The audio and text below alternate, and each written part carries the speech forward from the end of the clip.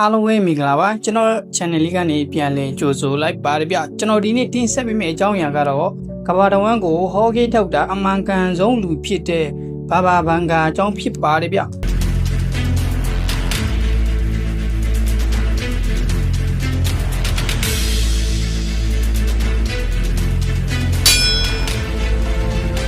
ဘာဘာဘန်ဂါဆိုတာဟာကမ္ဘာတဝန်းတွေကြော်ကြားခဲ့တဲ့ဘူလ်ဂေးရီးယားနိုင်ငံသူအကြအမြင်ရှင်ရှေးဖြစ်ဟောသူတူဖြစ်ပါတယ်။သူမရဲ့ဘဝနဲ့သူမဟောကိန်းထုတ်ခဲ့တဲ့အကြောင်းအရာများဟာယနေ့တိုင်လူအများရဲ့စိတ်ဝင်စားမှုကိုဆွဲဆောင်လျက်ရှိနေစေပင်ဖြစ်ပါတယ်။ဘာဘန်ဂါရဲ့အမည်အပြည့်အစုံမှာဘန်ဂလီယာဘန်ဒေဂါဂုစတေရိုဘာဖြစ်ပြီး1912ခုနှစ်တွင်အော်တိုမန်အင်ပါယာလက်အောက်ခံစတူမီဂါမြို့မက်ဆီဒိုနီးယားတွင်မွေးဖွားခဲ့ပါတယ်။သူမဟာငယ်စဉ်ကတည်းကတမ်မာကလေးတစ်ဝက်ဖြစ်ကြီးပြင်းလာခဲ့တော့လေအသက်12နှစ်အရွယ်တွင်လင်းစင်နံမောတစ်ခုတိုက်ခတ်ခြင်းကိုခံစားခဲ့ရပြီးတော့အဲ့ဒီဖြစ်ရနောက်ပိုင်းမှာမျက်စိကွယ်ခဲ့ရတယ်လို့ဆိုပါတယ်။သူမျက်စိကွယ်ခဲ့ပြီးနောက်ပိုင်းကဆိုရင်သူမဟာအနာဂတ်ကိုမြင်နိုင်တဲ့ထူးခြားသောစွမ်းရည်များပေါ်ပေါက်လာခဲ့တယ်ဟုယုံကြည်ကြပါတယ်။အဲ့ဒီနောက်မှာသူမဟာဘူလ်ဂေးရီးယားနိုင်ငံပထရီမျိုးအနည်းရှိယူပီတာရွာတွေအခြေချနေထိုင်ခဲ့ပြီးသူမထံကိုရောက်ရှိလာသူများကို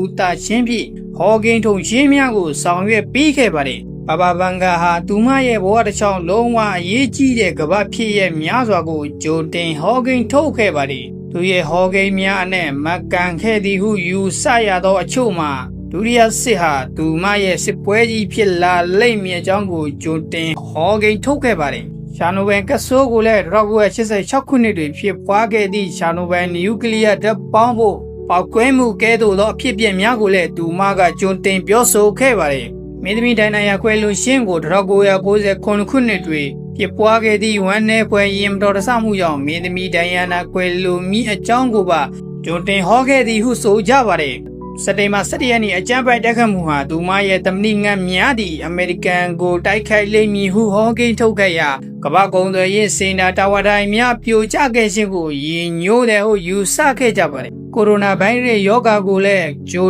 တင်ဟောကိန်းထုတ်ခဲ့တယ်လို့ယုံကြည်ကြပါတယ်။ဘာဘာဘန်ဂါရဲ့ဟောကိန်းတွေဟာ80ရာခိုင်နှုန်းခန့်မှန်ကန်တယ်ဟုသူမအားယုံကြည်သူများကဆိုတော်လဲသူမဟာဟောကိန်းများဟာမရေမရာဖြစ်နေသည့်ဖြစ်ရများဖြစ်ပြီးမှသာအတိတ်ပဲဖွင့်ဆိုရှင်းသာဖြစ်ကြောင်းဝန်ဖန်သူများကလည်းပြောဆိုကြပါတယ်။ဒါပေမဲ့လည်းသူမဟာ1996ခုနှစ်တွင်ကွယ်လွန်ခဲ့ပြီးနောက်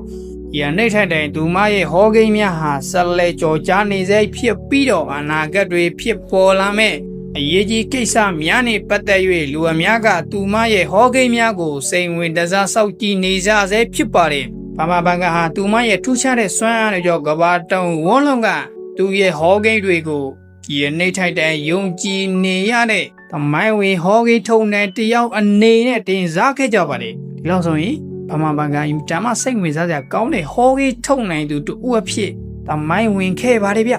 နောက်ထပ်ဘုဒ္ဓတွေသိရှိဖို့ကျွန်တော်ရဲ့ channel လေးကိုလည်း subscribe လေးလုပ်ပြီးထားခဲ့ကြပါဦးဗျအားလုံးကိုကျေးဇူးတင်ပါတယ်ဗျ